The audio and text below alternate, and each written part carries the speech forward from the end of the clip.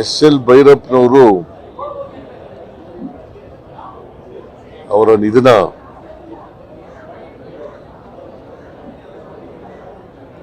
ಅವರ ನಿಧನದಿಂದ ಸಾರಸ್ವತ ಲೋಕ ಬಹಳ ಬಡವಾಗಿದೆ.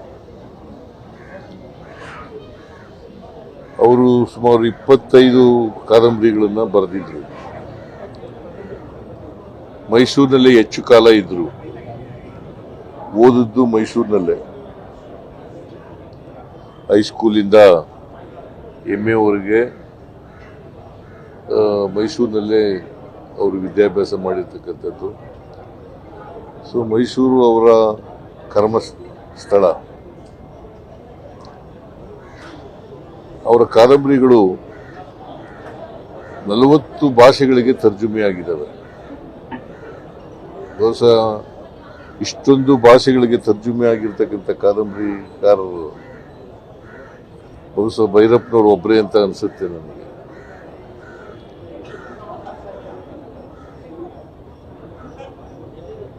ಬಹಳ ಓದುಗರನ್ನ ಸಂಪಾದನೆ ಮಾಡಿದ್ರು. ಬೇರೆ ಭಾಷೆನಲ್ಲೂ ಸಂಪಾದನೆ ಮಾಡಿದ್ರು, ಕನ್ನಡ ಭಾಷೆನಲ್ಲೂ ಕೂಡ ಸಂಪಾದನೆ ಮಾಡಿದ್ರು. ಅವರು ಒಂದು ಸಣ್ಣ ಹಳ್ಳಿನಲ್ಲಿ ಹುಟ್ಟಿದ್ದರು.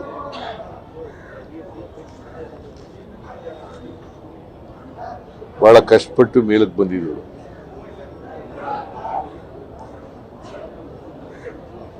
ಅವರ ಸಬ್ಜೆಕ್ಟ್ ಫಿಲಾಸಫಿ.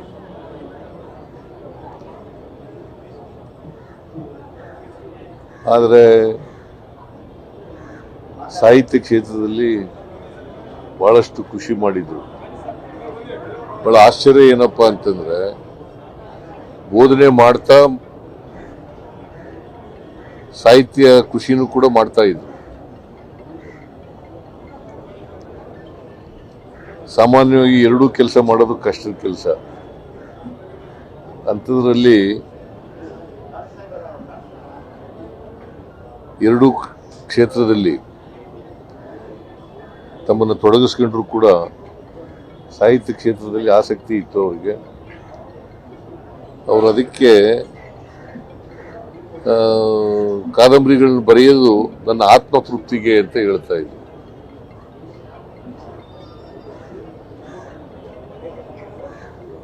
ಅವರ ಕಾದಂಬರಿಗಳು ಜಗತ್ ಪ್ರಸಿದ್ಧವಾಗಿರ್ತಕ್ಕಂಥ ಕಾದಂಬರಿಗಳನ್ನು ತಯಾರು ಮಾಡಿದ್ದಾರೆ, ಬರೆದಿದ್ದಾರೆ. ನಾನು ಎಲ್ಲ ಕಾದಂಬರಿಗಳನ್ನು ಓದಕ್ಕಾಗಿಲ್ಲ, ಕೆಲವು ಕಾದಂಬರಿಗಳನ್ನು ಮಾತ್ರ ಓದಿದ್ದೀನಿ. ಅವರ ಬದುಕು ಇದೆಯಲ್ಲ, ಆ ಬದುಕಿನ ಅನುಭವದ ಮೇಲೆ ಕಾದಂಬರಿಗಳನ್ನು ಬರೆದಿದ್ದಾರೆ. ಸೊ ಇವರು ನಮ್ಮನ್ನೆಲ್ಲ ಅಗಲಿದ್ದಾರೆ. ಅವರ ಧರ್ಮಪತ್ನಿ ಇನ್ನೂ ಕೂಡ ಬದುಕಿದ್ದಾರೆ. ಅವರ ಮಕ್ಕಳು ಕೂಡ ಇದ್ದಾರೆ. ಒಬ್ಬರು ಮೈಸೂರಿನಲ್ಲಿದ್ದಾರೆ, ಇನ್ನೊಬ್ಬರು ಲಂಡನ್ನಲ್ಲಿದ್ದಾರೆ. ಈಗ ತಾನೇ ಅವ್ರನ್ನ ಭೇಟಿ ಮಾಡಿದೆ. ಅವರ ಆತ್ಮಕ್ಕೆ ಚಿರಶಾಂತಿ ಕೋರ್ತಾ ಅವರ ಧರ್ಮಪತ್ನಿಗೆ ಮತ್ತು ಅವರ ಮಕ್ಕಳಿಗೆ, ಅವರ ಅಭಿಮಾನಿಗಳಿಗೆ, ಅವರ ಸ್ನೇಹಿತರಿಗೆ ಅವರ ಸಾವಿನ ದುಃಖವನ್ನು ಭರಿಸಲಿ ಅಂತೇಳಿ ನಾನು ಹಾರೈಸ್ತೇನೆ, ಪ್ರಾರ್ಥನೆ ಮಾಡ್ತೇನೆ. ಒಂದು ಸ್ಮಾರಕ ನಿರ್ಮಾಣ ಮಾಡಬೇಕು ಅಂತ ಮನವಿ ಬಂದಿದೆ ಸರ್. ಸ್ಮಾರಕ ನಿರ್ಮಾಣ ಅವ್ರ ಹೆಸರಲ್ಲಿ ಸ್ಮಾರಕ ಮಾಡಿದ್ರೆ ಗೌರವ ಆಗುತ್ತೆ, ಆ ಮನವಿ ಬಂದಿದೆ ಸರ್. ಈಗ ಬಿಜೆಪಿ ಅವರು ಹೇಳ್ತಾರೆ ಅಂತ ಮಾಡಲ್ಲ ನಾನು.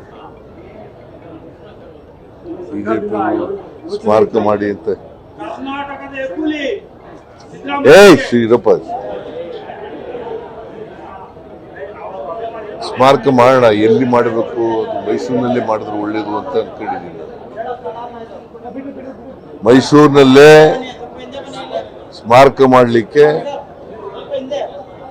ನಮ್ಮ ಸರ್ಕಾರ ಕ್ರಮ ತಗೊಳ್ತದೆ ಅಂತಕ್ಕಂಥ ಮಾತುಗಳನ್ನು ಹೇಳಲಿಕ್ಕೆ ಬಯಸ್ತೀನಿ. ಯಾಕಂದ್ರೆ ಅವರು ಬಹುಪಾಲು ಅವರ ಬದುಕಿನಲ್ಲಿ ಮೈಸೂರಿನಲ್ಲೇ ಇದ್ದದ್ದು. ಓದಿದ್ದಲ್ಲೇ, ಅವರ ಕರ್ಮಕ್ಷೇತ್ರ ಅಲ್ಲೇನೆ, ಮತ್ತೆ ಅವರು ವಿದ್ಯಾರ್ಥಿಯಾಗಿದ್ದಾಗಲೇ ಪ್ರಾರಂಭ ಮಾಡಿದ್ರು ಬರವಣಿಗೆಯನ್ನು.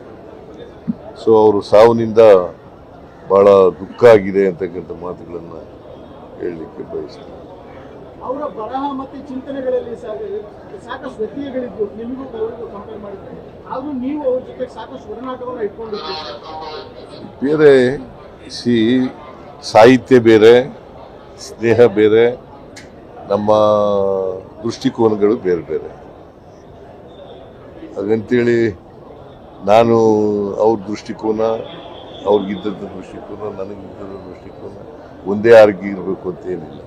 ಹಾಗಂತೇಳಿ ಅವರ ಅಭಿಮಾನಿ ಆಗಬೇಕು ಅಂತ ಏನಿಲ್ಲ, ಅಭಿಮಾನಿ ಆಗಬಾರದು ಅಂತ ಏನಿಲ್ಲ. ನಾಳೆ ಅಂತ್ಯ ಸಂಸ್ಕಾರದಲ್ಲಿ ನೀವು ಭಾಗವಹಿಸ್ತೀರಿ ಸರ್? ಇಲ್ಲ, ನಮ್ಮ ಡಿಸ್ಟ್ರಿಕ್ಟ್ ಇನ್ಚಾರ್ಜ್ ಮಿನಿಸ್ಟರ್ ಭಾಗವಹಿಸ್ತಾರೆ. ಸರ್ಕಾರಿ ಗೌರವ ಕೊಡ್ತೀವಿ. ಸರ್ಕಾರಿ ನಾನು ನಿನ್ನೆನೇ ಹೇಳಿದ್ದೆ, ಭಟ್ರು ನಿನ್ನೆ ತಕ್ಷಣ ನನಗೆ ಫೋನ್ ಮಾಡಿ ಹೇಳಿದ್ರು, ಪಟ್ನಾದಲ್ಲಿದ್ದೇನೆ ನಿನ್ನೆ. ಆಮೇಲೆ ನೆಕ್ಸ್ಟ್ ಭಟ್ರು, ವಿಶ್ವೇಶ್ವರ ಭಟ್ರು ಈ ಥರ ಭೈರಪ್ಪನವರು ಕಾಲವಾಗಿದ್ದಾರೆ ಅಂತ ಹೇಳಿದ್ರು. ಹೇಳಿದ ತಕ್ಷಣ ನಾನು ಅವರಿಗೆ ಪದ್ಮಭೂಷಣ ಪ್ರಶಸ್ತಿ ಸಿಕ್ಕಿತ್ತು, ಸರಸ್ವತಿ ಸಮ್ಮಾನ ಪ್ರಶಸ್ತಿ ಕೂಡ ಸಿಕ್ಕಿತ್ತು, ಅನೇಕ ಪ್ರಶಸ್ತಿಗಳು ಸಿಕ್ಕಿದ್ದವು. ಅದರಲ್ಲಿ ಬಹಳ ಮುಖ್ಯವಾದವು ಇವು ಪದ್ಮ ಪ್ರಶಸ್ತಿಗಳು, ಮತ್ತು ನಾಡೋಜ ಪ್ರಶಸ್ತಿ, ಸರಸ್ವತಿ ಸಮ್ಮಾನ ಪ್ರಶಸ್ತಿ, ಆಮೇಲೆ ರಾಜ್ಯೋತ್ಸವ ಪ್ರಶಸ್ತಿ, ಹೀಗೆ ಬಹಳ ಪ್ರಶಸ್ತಿಗಳು, ಪಂಪ ಪ್ರಶಸ್ತಿ, ಹೀಗೆ ಬಹಳ ಪ್ರಶಸ್ತಿಗಳೆಲ್ಲ ಸಿಕ್ಕಿತ್ತು. ಅವರು ಅದಕ್ಕೆ ಅರ್ಹರಾಗಿದ್ದರು ಅಂತಕ್ಕಂಥ ಮಾತುಗಳನ್ನು ಹೇಳಲಿಕ್ಕೆ ಬಯಸ್ತಾ ಇದ್ದೇನೆ. ಜ್ಞಾನಪೀಠ ಪ್ರಶಸ್ತಿ ಸಿಗಲಿಲ್ಲ ಅಂತಕ್ಕಂಥ ನೋವು ಅವ್ರಿಗಿರಬೇಕು. ಅವರು ಯಾವ ಪ್ರಶಸ್ತಿಗಳನ್ನು ಬಯಸ್ತಾ ಇರಲಿಲ್ಲ. ಬಟ್ ನನ್ನ ಪ್ರಕಾರ ಜ್ಞಾನಪೀಠ ಪ್ರಶಸ್ತಿ ಸಿಗಬೇಕಾಗಿತ್ತು.